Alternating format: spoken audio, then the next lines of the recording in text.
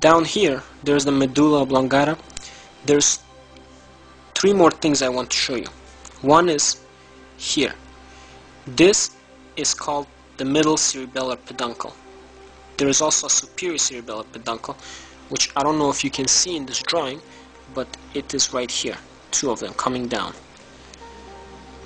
The superior cerebellar peduncle, middle cerebellar peduncle, and there is your inferior cerebellar peduncle, this guy here.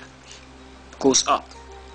Superior cerebellar peduncle comes down, and middle cerebellar peduncle, which is the biggest of the three, comes towards us. Okay? And what are these cerebellar peduncles? Basically, they're connections of some structure to the cerebellum. The middle cerebellar peduncle, which is most lateral, connects the pons to the cerebellum.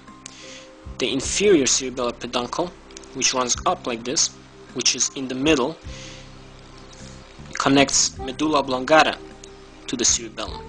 And the superior cerebellar peduncle, which is most medial of the three, medial towards the midline, connects the midbrain to the cerebellum. And finally, this structure here, this is seen inside the fourth ventricle. You cannot see this clearly in an actual specimen, but you can make out these two roundish structures here. Those are called the facial colliculi.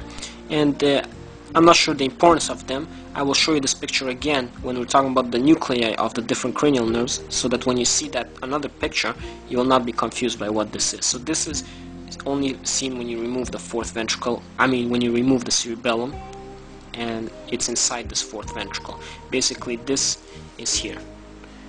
If you remove the cerebellum and we look inside the fourth ventricle, it should be right here. This white area here is this. It includes the facial colliculi. This is the anterior view, so basically taking this and looking at it from this side, so we should be able to see this part of medulla, we should be able to see pons, this part of midbrain, we should be able to see the infundibulum, mammillary bodies. Okay, let's see if we can see them. Yes, we see the medulla here.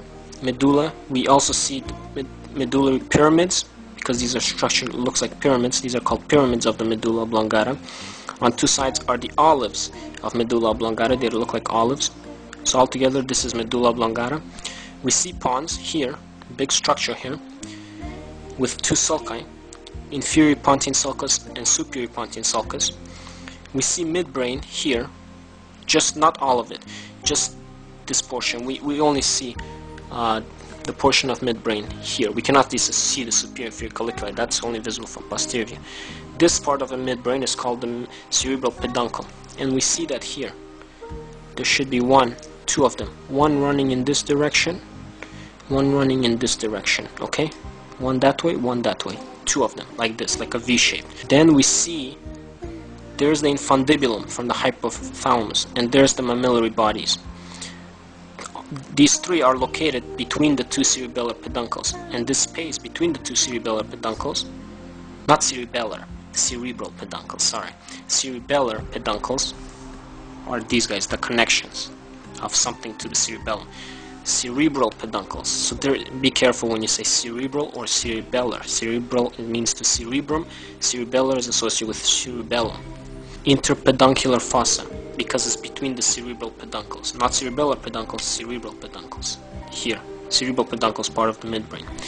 So this space here is the interpeduncular fossa, contains infundibulum and mammillary bodies. This prominent structure here looks like this. This is the optic nerve. The first upper portion, that's the optic nerve. The two optic nerves, one coming from one eye, the other one from the other eye, cross in this area. So this one goes from, if this one is from the left eye, it will cross to the right side, and this one from the right eye will cross to the left side. The point of this crossing is called the optic chiasm, C-H-I-A-S-M.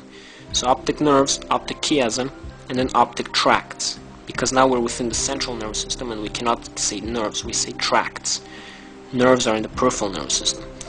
So optic tracts then go into the lateral geniculate body, and from there go to the rest of the midbrain, and from there to the cerebrum.